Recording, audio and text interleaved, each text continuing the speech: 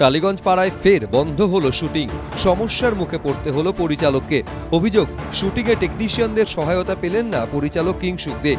পরিচালকদের কাজে টেকনিশিয়ানদের সংগঠন ফেডারেশনের হস্তক্ষেপ নিয়ে হাইকোর্টে মামলা চলছে, যে মামলা করা হয়েছে ডিরেক্টরস গিল্ডের তরফে।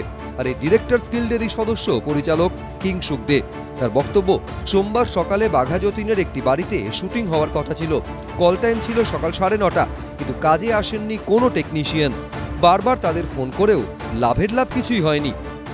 যে জায়গায় আমরা দাঁড়িয়ে আছি বিদ্যাসাগর অঞ্চল যাদবপুরের, সেখানে এই যে ছাদের মধ্যে এই শুটিং প্লেস, সেখানেই আজকে শ্যুট করার কথা ছিল। নিচেও বেশ কয়েকটি ঘরেও শ্যুট করার কথা ছিল, কিন্তু টেকনিশিয়ানরা আসেননি বলে শ্যুট করা হচ্ছে না।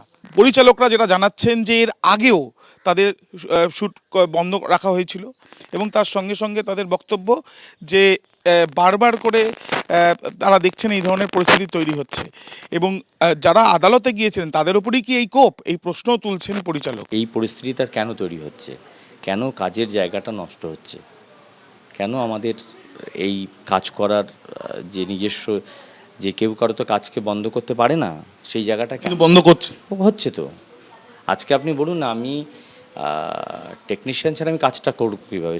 একা তো একটা ছবি বানানো যায় না, একা তো একটা কাজ করা যায় না, আমি করবো কীভাবে?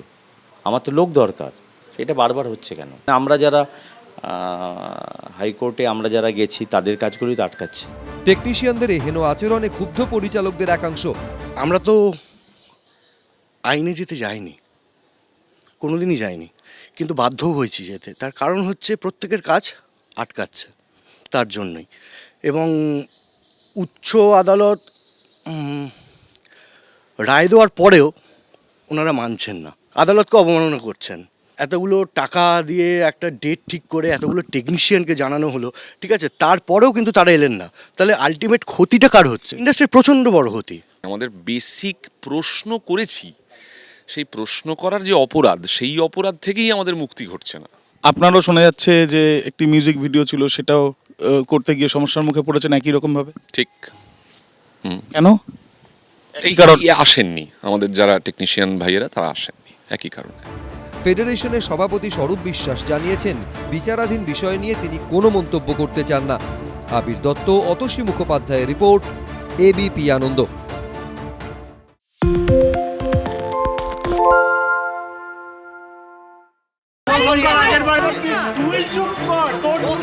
বাংলা ঝামেলা চায় না, বাংলা খবর চায়। বাংলা খবর, বাংলার খবর। বাংলা চেঁচামেচি চায় না, বাংলা খবর চায়। বাংলা খবর, বাংলার খবর।